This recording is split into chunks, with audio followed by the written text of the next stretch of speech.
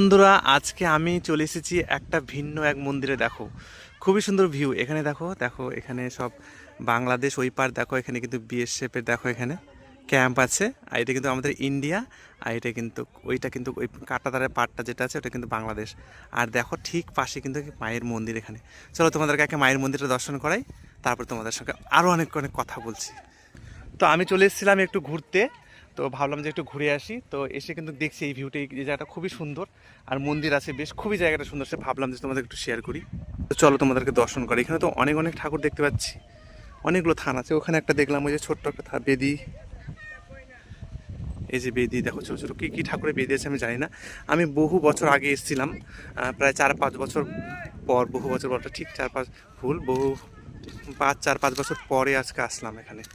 দেখো এখানে এটা কিন্তু মায়ের কালী মায়ের এটা বেদি, জয় মা ভবানী। এগুলো কি কি ঠাকুর আছে আমি জানি না, কিন্তু দেখো একদম চারিপাশটা মাঠটা একদম পুরোটা ঠাকুরে ভর্তি। এই দেখো এটাও আছে।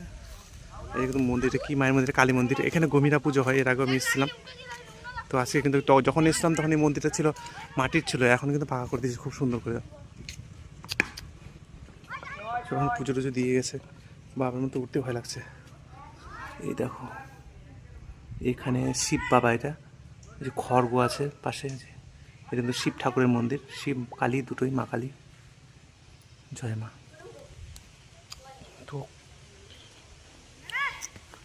খুব সুন্দর ভিউ। আর চারিপাশটা দেখো খুব কি সুন্দর, বট গাছ, এই যে পাখর গাছ আছে এখানে, বট গাছ পাখর গাছ। দেখো কি সুন্দর জায়গাটা, তোমরা শুধু দেখো কি অপূর্ব জায়গাটা। এই যে আমার বাইক ম্যান, আর একদম বর্ডার ধারে, এই যে এটা বর্ডার, এই যে বর্ডার দেখো, এই যে বর্ডার, বর্ডারের উপর বাংলাদেশ আর এরপর ইন্ডিয়া আমরা। আর সব বাচ্চা কাচ্চাগুলো এখানে খেলছে।